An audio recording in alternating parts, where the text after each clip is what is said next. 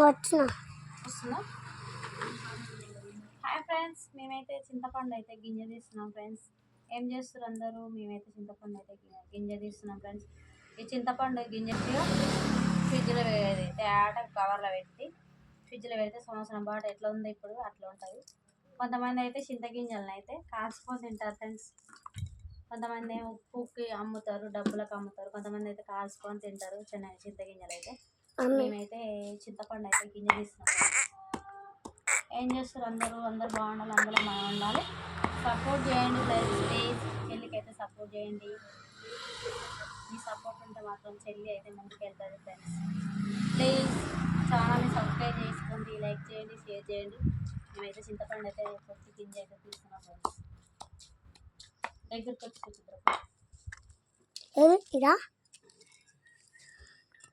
చింతపండు అయితే గింజ తీస్తున్నాం ఫ్రెండ్స్. మీరు ఏం చేస్తారు? చింతపండు మీరు ఎట్లా గింజ తీస్తారు?